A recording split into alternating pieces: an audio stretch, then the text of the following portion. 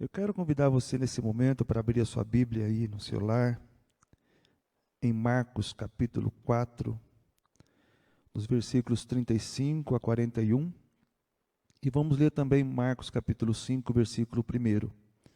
Então, se você puder acompanhar aí na sua Bíblia, ou talvez na projeção, temos a projeção desse texto, e vamos pedir para que Deus fale aos nossos corações essa manhã, de uma forma que Ele encontre lugar ali no nosso coração e mente, para que provoque a mudança que Ele deseja em nossas vidas. Marcos capítulo 4, 35 a 41 diz o seguinte: Naquele dia, sendo já tarde, disse-lhes Jesus: Passemos para outra margem. E eles, despedindo a multidão, o levaram assim como estava no barco. E outros barcos o seguiam. Ora, levantou-se grande temporal de vento e ondas, e as ondas se arremessavam contra o barco, de modo que o mesmo já estava a encher-se de água. E Jesus estava na popa dormindo sobre o travesseiro. Eles o despertaram e lhe disseram: Mestre, não te importa que pereçamos? E ele, despertando, repreendeu o vento e disse ao mar: Acalma-te, emudece. O vento se aquietou e fez-se grande bonança. Então lhes disse: Por que sois assim tão tímidos? Como é que não tendes fé? Versículo 41. E eles, possuídos de grande temor, diziam uns aos outros: Quem é este que até o mar lhe obedecem? Vou repetir. Quem é este que até o vento e o mar lhe obedecem? Capítulo 5, versículo 1. Entrementes chegaram à outra margem do mar, na terra dos Gerazenos. O tema dessa mensagem é um tema, eu acredito, muito propício para esse momento e que nos faz refletir acerca desse momento e também acerca do nosso barco ou da nossa vida. Na tempestade ou na bonança? Em qual situação está o seu barco ou a sua vida nesse momento? Nós estamos aí no Brasil e no restante do mundo vivendo uma terrível tempestade. E essa tempestade tem feito com que muitas famílias inteiras, pessoas queridas, pessoas antes saudáveis, pessoas antes que jamais pensavam que passaria por uma tempestade como essa, estão tendo as suas vidas ceifadas diante dessa pandemia que tem acontecido em nosso globo. Há pouco, ontem, estava vendo o noticiário e uma das pessoas que foi acometida por esse vírus falou que de uma sensação que ele sentia, como se você estivesse morrendo afogado no seco, sem ar. Então é uma situação muito diferente daquela que aconteceu há muito tempo atrás. Inclusive, os dados hoje de pessoas contaminadas no mundo, isso ontem, estavam em 600 mil pessoas, 27 mil mortos, quase 30 mil mortos. A Itália registrou ontem 889 mortes nas últimas 24 horas. E já soma 10 mil óbitos. Nos Estados Unidos são mais de 100 mil casos. E os óbitos em 2 dias, totalizando 2 mil mortes, 2 mil pessoas. E de acordo com os relatórios dos departamentos estaduais de saúde, as autoridades têm dito que, e alertam que o pior está por vir. E o pior está por vir. O Brasil chegou ontem a 3.904 casos confirmados e 114 mortes. No nosso estado, Paraná, nós tivemos 2 óbitos nessa semana. E ninguém está isento disso. Essa pandemia, essa epidemia tem atingido a todos. É uma tempestade. Nós tivemos na história do nosso mundo a última pandemia, um pouco pior que essa, registrada pela gripe espanhola, entre 1918 e 1920, onde morreram ali cerca de mais de 500 milhões de pessoas. E só no Brasil foram, naquela época, foram mais de 30 mil mortes. E essa epidemia, essa pandemia da gripe espanhola veio de fora. Veio, conforme os relatos, através de um barco, lá em Recife.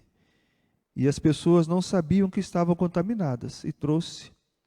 Os relatos você pode ver no jornal. E isso está aí no Google, você pode assistir, pode acompanhar. E olha só que interessante, para conter o avanço dessa pandemia, dessa gripe espanhola, os noticiários da época faziam os mesmos alertas. Fiquem em casa. Fiquem em casa. Evitem aglomerações. Cuidem dos idosos. Isso você pode ver, está bem destacado ali. Se você acessar o seu smartphone, o seu computador, você vai ver que tem essas notícias também. E para evitar o contágio ou a contaminação, fique em casa. Essa é a recomendação dos governos. Aqueles que estão dizendo que são fortes, estão se contaminando e às vezes não causa, não tem problema, mas estão transmitindo para as pessoas essa pandemia. Então nós sabemos que depois da tempestade, sempre vem a bonança. Muitas vezes a bonança demora a chegar, mas ela vem. Essa é a certeza que temos. Essa tempestade, ela passará. E nós temos esse texto, quando nós olhamos aqui para essa mensagem de Marcos capítulo 4, nós podemos observar muitas lições. Isso muitos pregadores têm falado da mesma forma, usando as mesmas aplicações, tirando os mesmos pontos dessa mensagem. Mas eu queria trazer para você nessa manhã algumas verdades que são imutáveis acerca da tempestade. A primeira verdade que nós podemos ver nesse texto, e que é uma verdade que não tem como evitar, é que as tempestades, elas são imprevisíveis. Elas são imprevisíveis. O versículo 37 diz que levantou-se grande temporal de vento e as ondas arremessavam contra o barco, de modo que o mesmo já estava a encher-se de água. Ora, levantou-se grande temporal. Levantou-se de repente.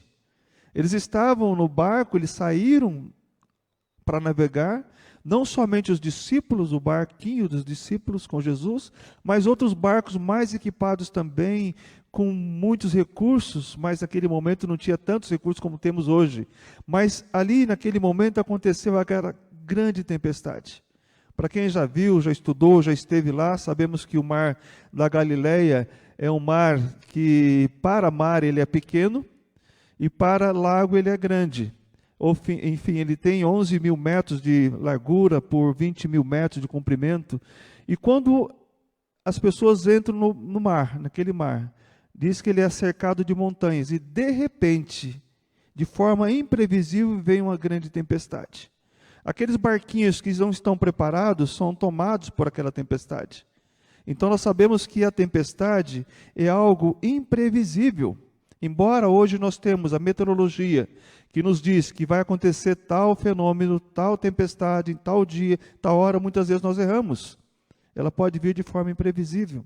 Ela é também, conforme nós entendemos também, nesse texto de Marcos capítulo 4, no versículo 37, elas são inevitáveis. Ali estavam todos no mesmo barco. Jesus e os seus discípulos e os demais barcos também estavam ali, não podiam evitar aquela grande tempestade. Será que nós podemos evitar uma tempestade em nossas vidas? Você pode evitar essa tempestade que está acontecendo no nosso Brasil e no mundo? Elas são também, nesse texto nós podemos encontrar outra verdade, elas são imparciais. O 36 fala ali que naquele dia, sendo já tarde, Jesus e seus discípulos disse: passemos para outra banda, e despedindo a multidão, levaram ele no barco e os outros barcos o seguiam. Ou seja, ela não atinge só um grupo de pessoas, as tempestades. Ela atinge a todos. Mateus 5,45 diz assim, Mateus 5,45, porque ele faz, Deus, ele faz nascer o seu sol, sobre maus e bons, e vir chuva sobre justos e injustos. Ninguém está isento de se molhar quando está na chuva, ou de ter o sol, ou de ter uma tempestade. Elas são imparciais. Mas elas também são pedagógicas. O versículo diz aqui que eles aprenderam uma grande lição com essa situação toda. Elas são pedagógicas, elas são também passageiras. Provérbios capítulo 10, 25 diz que como passa a tempestade, assim desaparece o perverso, mas o justo tem perpétuo fundamento. Ou seja, essa tempestade passará, ela é passageira, assim como foi passageira na vida daqueles que estavam no barco com Jesus Cristo, mas é também pedagógica, nos ensina muito. Quantas lições estamos aprendendo com essa tempestade que está acontecendo no nosso Brasil e no mundo? Mas é interessante também que nessa forma de experiência que nós temos, diante das tempestades, a Bíblia fala lá em Romanos capítulo 5, é um texto que o pastor Mauro leu no domingo passado. Romanos capítulo 5, versículo 3 a 5 diz: e não somente isto, mas também nos gloriamos nas próprias tribulações. O que o versículo está querendo dizer? Que quando estamos numa tribulação, devemos nos alegrar nessa própria tribulação, não na tribulação do outro. Se bem que hoje estamos no mesmo barco e todos estamos passando por essa grande tribulação, que na verdade não é aquela grande tribulação que a Bíblia registra, é apenas o início, sinais dela. Mas o texto fala, nos gloriamos das próprias tribulações, sabendo que a tribulação produz perseverança, e a perseverança, experiência. Então, se essa gripe que está acontecendo hoje, dessa forma, tivesse acontecido em 1918, a mortalidade seria muito maior, porque ela vem com muito mais força. E na experiência que estamos tendo hoje, nós podemos nos prevenir cada vez mais. Aqueles que estão prevenidos, aqueles que viram começar a tempestade lá na China, do outro lado, começaram a se prevenir. Muitos não se preveniram. Como diz ali a Itália, a França, disseram que não ia acontecer e aconteceu. Os Estados Unidos está chegando na América, os Estados Unidos também está ali se prevenindo, se preparando. Essa experiência que o povo passou do outro lado do globo, nós podemos agora usar em nossas vidas também. Ou seja, toda tempestade, quando você passa por uma tempestade, não como essa, vamos colocar assim, na sua vida como família, no seu casamento, vocês como pais, vocês como filhos, quando passam por uma tempestade e você tem aquela experiência de passar por aquela tempestade, é muito melhor. Você vai poder aconselhar alguém que está passando pela mesma tribulação ou pela mesma tempestade que você passou. Como você venceu? Você desistiu? Você sucumbiu? Você largou, saiu do barco naquele momento de tempestade? Mas o texto fala que a tempestade, que a tribulação produz ali perseverança, e a perseverança experiência, e a experiência esperança. Todas as pessoas que passaram por experiências difíceis, com tempestades em suas vidas, e que conseguiram ser perseverantes, eles tiveram uma grande esperança. E essa esperança não confunde, porque o texto fala que o amor de Cristo é derramado em nosso coração pelo Espírito que nos foi dado, que nos foi outorgado. Então nós entendemos que nesse momento, essa tribulação, ela nos causa muito mais experiência. E é tão bom, irmãos e pessoas que estão assistindo essa mensagem, nós podemos passar por esse momento nessa nossa geração, porque nós vamos poder contar aqueles que sobreviverem. Se Cristo não voltar hoje, se Cristo voltar daqui a tempo, mais um tempo, na outra geração, nós vamos poder contar, olha, nós naquele momento, naquela tribulação, nós tivemos uma grande experiência de nos aproximarmos mais de Deus, mais da nossa família, mais das nossas comunhões. Isso tudo nos fortalecerá se nós passarmos por essa situação que estamos vivendo hoje. E olha só que interessante, 2 Coríntios capítulo 4, versículo 8, diz que em tudo somos atribulados, porém não angustiados, perplexos, isso nos causa perplexidade, porém não desanimados, perseguidos, porém não desamparados, abatidos, porém não destruídos. Isso tudo que nos acontece está descrito na palavra de Deus. E todo servo de Deus que foi ali, como Paulo colocou, atribulado, eles não ficaram angustiados, porque tinham esperança. Perplexos, sim, mas jamais desanimados. Isso tudo, irmãos, tem nos fortalecido cada vez mais. Eu confesso para vocês que eu nunca busquei tanto a Deus como nesse período. Aliás, queria dizer para vocês que antes de acontecer essa pandemia, toda essa situação, a nossa igreja teve uma semana de oração. As portas estiveram abertas aqui durante a semana inteira. Muitos de vocês vieram orar aqui pela manhã. E naquela semana de oração, de entrega, Deus fez um mover em nossas igrejas. Muitos estavam ali meio que cambaleando, meio que dormindo. Deus agitou. E nós despertamos. Ele nos preparou para esse momento. Muitos ficaram preparados. E você? Está preparado para esse momento de perplexidade? Para esse momento de tribulação? Para esse momento de perseguição? E nós entendemos que nessa palavra de Deus, em 2 Coríntios 4:8, nós podemos estar abatidos, mas não destruídos, de forma alguma.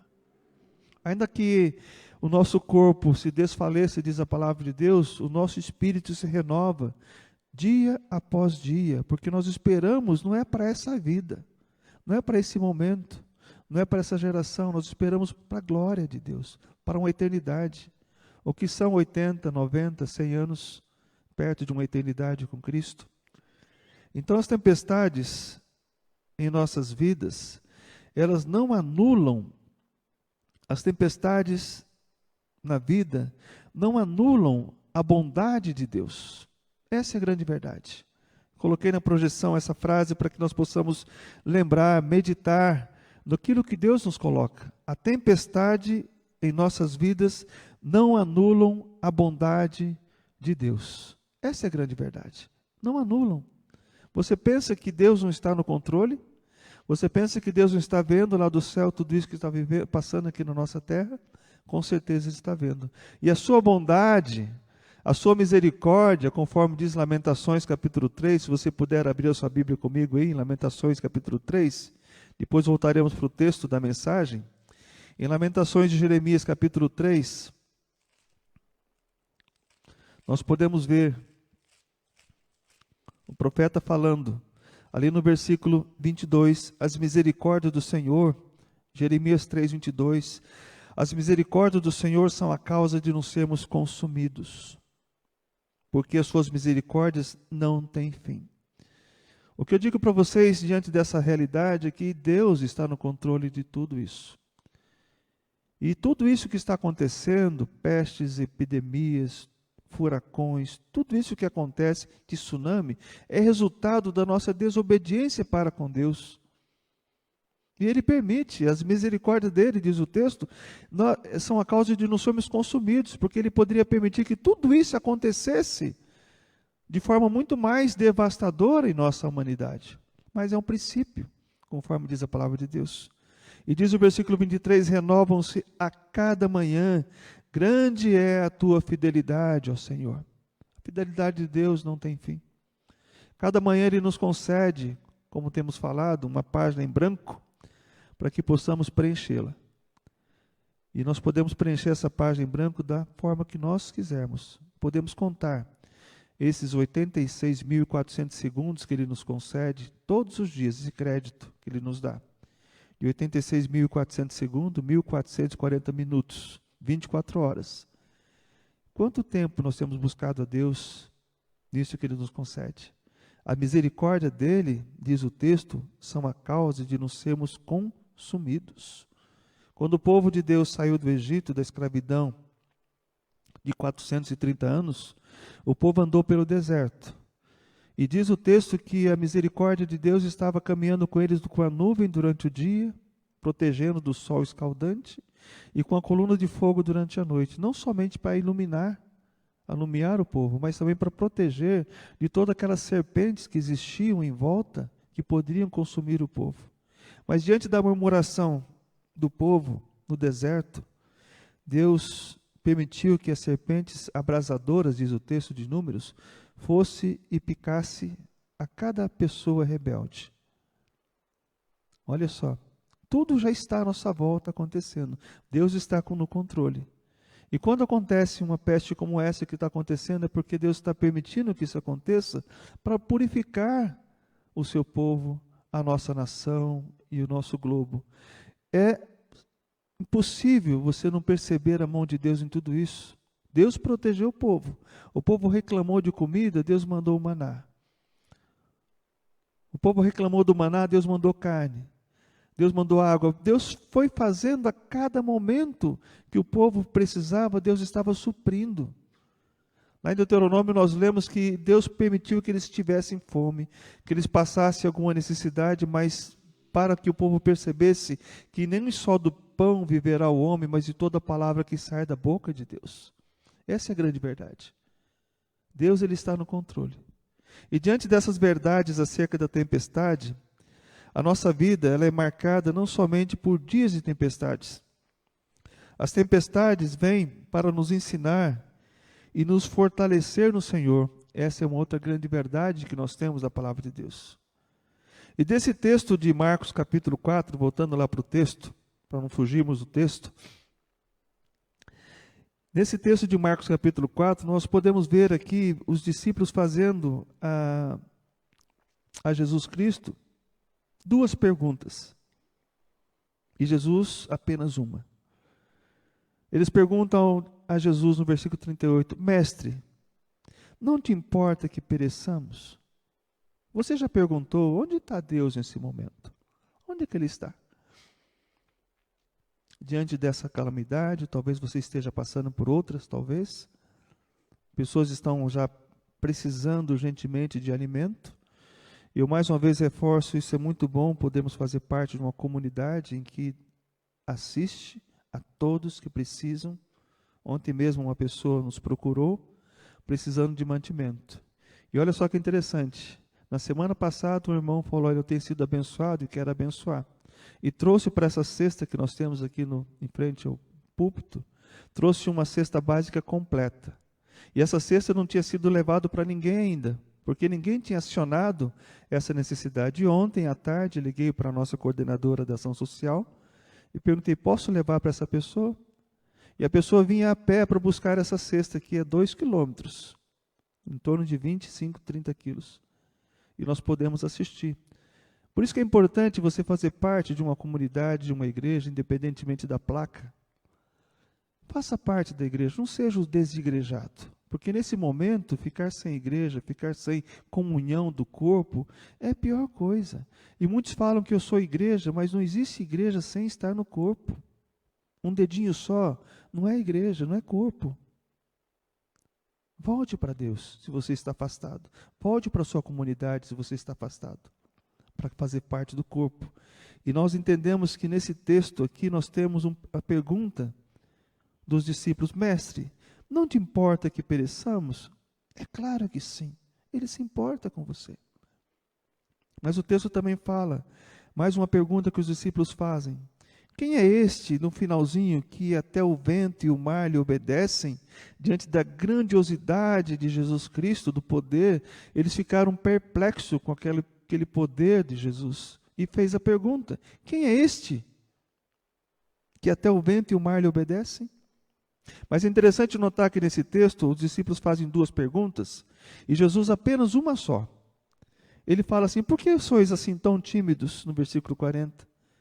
Vocês não têm fé? Nós entendemos também que nós sempre teremos muito mais perguntas a Deus do que Ele a nós. Com certeza, Ele vai só perguntar por que vocês são tão tímidos? Por que vocês são tão incrédulos naquilo que eu tenho falado? Quem deu crédito à nossa pregação, diz Isaías, depois repetida em Romanos, pelo apóstolo Paulo. Muitos não acreditam. Mas por que vocês são assim tão tímidos? Olha só que interessante. Não demande de Deus o porquê das coisas. Não pergunte para Deus porquê e o porquê. As provas, as tempestades, os sofrimentos, as tribulações sempre vêm com um propósito muito maior. Creia nisso. Esse propósito, isso tudo que está acontecendo, essa prova, essa tempestade, esse sofrimento, essa tribulação, vai nos trazer algo muito maior. Eu tenho visto nesses dias, pessoas procurando muito mais a Deus.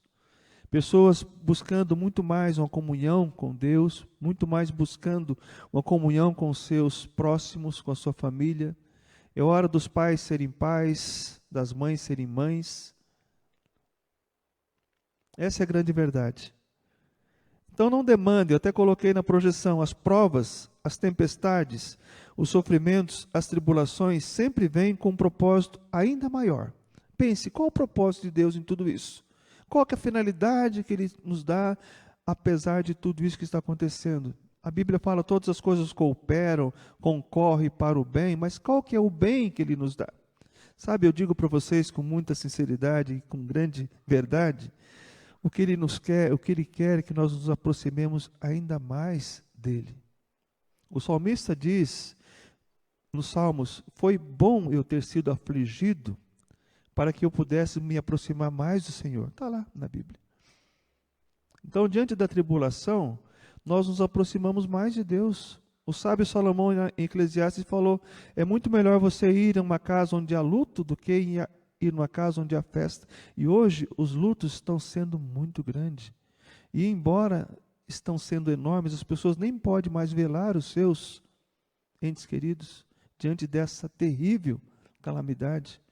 E nesse momento, eu tenho certeza, conforme o Salomão fala em Eclesiastes, nesse momento de luto, de dificuldade, as pessoas começam a refletir na vida, na eternidade, no futuro que terão. Onde estará a sua alma depois que você fechar os olhos aqui na terra? Com quem você passará a eternidade? Com ou sem Cristo? Jó, diante daquela grande tempestade que estava vivendo, lá em Jó capítulo 19, 25, virou para os seus 3 amigos e disse uma frase que nós usamos até hoje, até cantamos, porque eu sei que o meu Redentor vive e por fim se levantará sobre a terra. Estava falando da profecia de que Cristo iria se levantar. Assim como Moisés no deserto, a serpente abrasadora colocou lá, todo aquele que olhar para a serpente será salvo.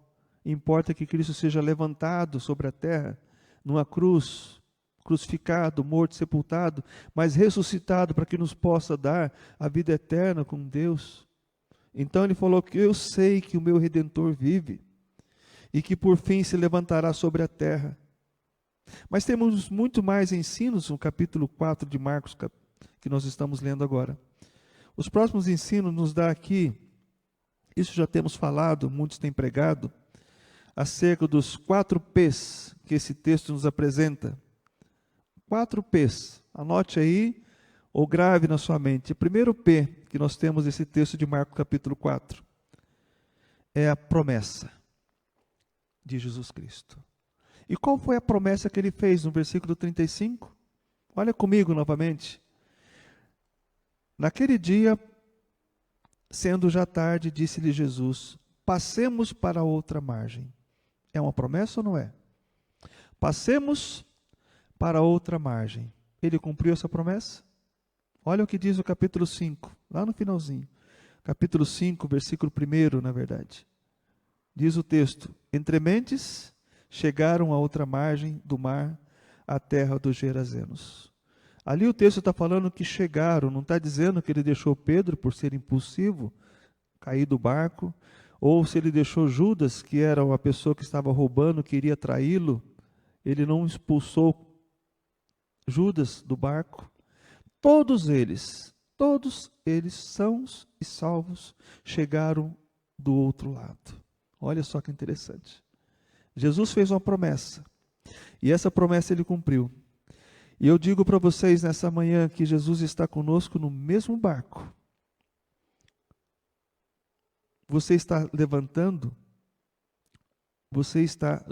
Jesus Cristo em seu barco?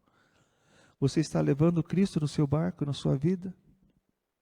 A Bíblia fala, vinde a mim todos vós que estáis cansados e sobrecarregados, e eu vos aliviarei. Convide Jesus para fazer parte do seu barco. Com Jesus em nosso barco não significa que ficaremos isentos de tempestades. A garantia que temos é a sua presença e a promessa de que passaremos para outra margem. Jesus nos levará para outra margem. E qual é essa outra margem que Ele nos levará? eu digo para vocês, a Bíblia nos diz, é a eternidade. É o finalzinho do Salmo 23, e habitarei para todo sempre na casa do Senhor. Ou seja, ele vai nos levar para a eternidade. Essa outra margem só vai estar com ele no barco aqueles que o receberem como seu Salvador e Senhor. Essa é a grande verdade. Crê em Jesus Cristo e será salvo tu e a tua casa. Buscai o Senhor enquanto se pode achar. Invocai-o enquanto está perto. Essa também é a palavra de Deus dizendo. E se com a tua boca confessar a Jesus Cristo como Senhor, e no teu coração crer que Deus o ressuscitou dos mortos, será o quê? Salvo. Então, só estará com Cristo no barco para passar, para estar do outro lado da margem, aqueles que o receberem como seu Salvador pessoal. Muitos têm buscado muitos caminhos para chegar diante de Deus. E Cristo fala em João 14,6, eu sou o caminho, a verdade e a vida. Ninguém vem ao Pai, senão por mim. Então não existe outro caminho para nos levarmos à eternidade com Deus. Embora nós saibamos que não importa o caminho que você traçou hoje, o que você está traçando agora, um dia os seus joelhos se dobrarão diante de Deus. Você confessará Ele como Senhor, mas será tarde se você não confessar Ele em vida. A Bíblia fala que todo joelho dobrará diante de Deus. Toda língua confessará que Ele é o Senhor. Mas será no juízo final? Não espere chegar esse momento. Confesse a Cristo agora. E se você já tem Cristo como Salvador, viva em santidade, em comunhão com Deus e com a sua família, com o seu próximo. Então nós entendemos que nesse texto aqui nós temos essa promessa de Jesus. Temos também nesse texto a presença. Ele está em nosso barco. Versículo 35 e 36. Temos também nesse texto de Marcos capítulo 4, a paz de Cristo. Olha só o versículo 38 que diz, e Jesus estava na popa, dormindo sobre o travesseiro. Ele estava dormindo diante de uma tempestade. Mas Deus dorme? Deus dorme? Não. O Salmo 121 diz que Deus não dormita. Deus não dorme, Ele estava no controle, estava descansando na sua condição humana, fisicamente, cansado, sim, mas Ele estava ali coordenando tudo. Ele sabia que jamais iria perecer um desses pequeninos que Deus havia colocado no caminho dele. E é assim que Ele faz. Você pensa que Deus está dormindo diante da sua tragédia, da sua dificuldade? Não. Ele está no controle. Então nós podemos entender ali como ter paz em meio às tempestades. Ele estava no controle. Os discípulos haviam se esquecido da promessa e de quem estava com eles no barco. Havia esquecido da promessa e da presença de Jesus Cristo. Se eles soubessem exatamente o que estava acontecendo, eles estariam tranquilos. Pode vir vento, pode vir tempestade, não vai nos abalar, pode vir de todas as formas, todos os meios. Não vai perder a nossa fé em Cristo, não vamos deixar, não vamos vacilar o nosso pé, Ele vai nos guardar. Essa é a grande verdade. Mas quem crê nisso? Aqueles que acreditam na palavra de Deus. Você crê nessa palavra?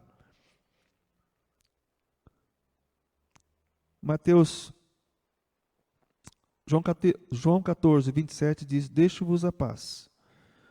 A minha paz vos dou. Cristo falando, não vou lá dou como o mundo dá. Não se turbe o vosso coração, nem se atemorize. Jesus, antes de partir, deixou com seus discípulos a paz. O mundo pede que cessem as guerras para ter paz. Nós temos a paz em meio às guerras. Essa frase eu ouvi de um pastor, nosso pastor, há muito tempo atrás, aqui na Igreja Batista do Boa Vista, e eu jamais me esqueci dessa frase. O mundo pede paz para que cessem as guerras. Nós, como filhos de Deus, temos paz em meio às guerras. Como pode ter paz diante disso? Porque a paz de Cristo, ela excede disso. Filipenses 4, 6 e 7, a paz de Deus, ela excede todo e qualquer entendimento.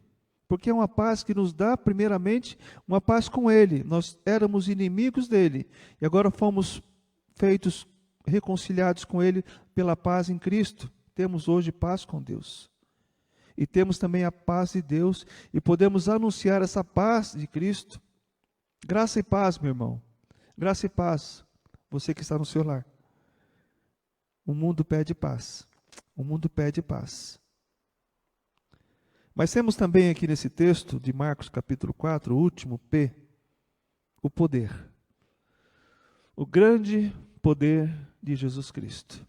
O versículo 39 diz, 39, e ele despertando repreendeu o vento e disse ao mar, acalma-te, emudece.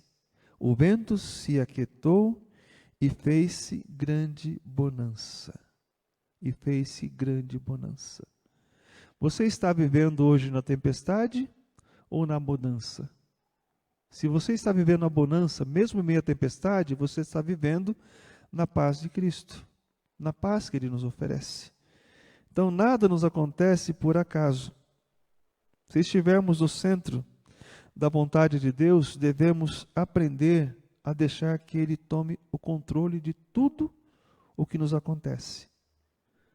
Temos que crer que diante de qualquer tempestade, seja ela qual for, Jesus nos cobre com suas mãos de poder, como ouvimos há pouco esse louvor.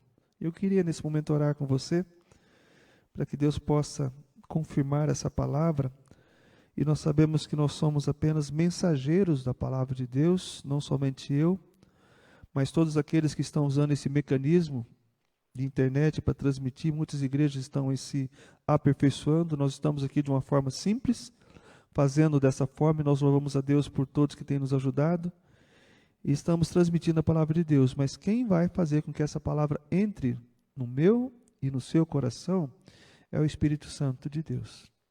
A Bíblia diz, se hoje você ouvir a voz do Senhor, não endureça o seu coração. Vamos orar mais uma vez?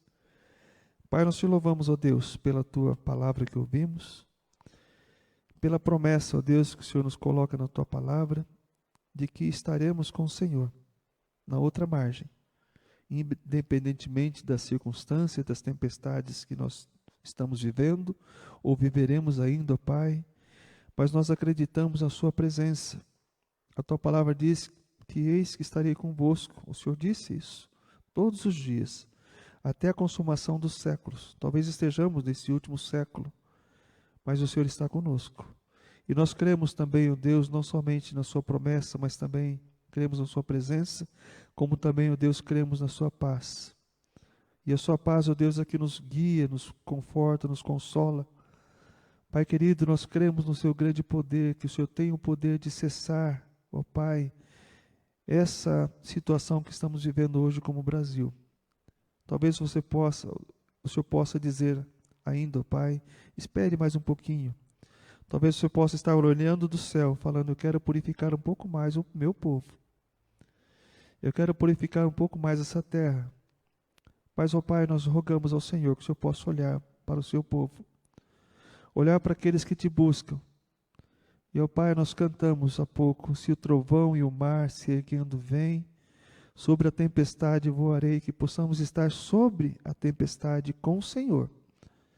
E, ó Pai, que possamos levar através dessa mensagem, muitos possam compartilhá-la também, para as pessoas que estão sem Cristo, sem esperança, sem salvação, ó Pai. E nos abençoe nessa manhã. Nós rogamos, ó Pai, no nome santo do Senhor e Salvador, Jesus Cristo.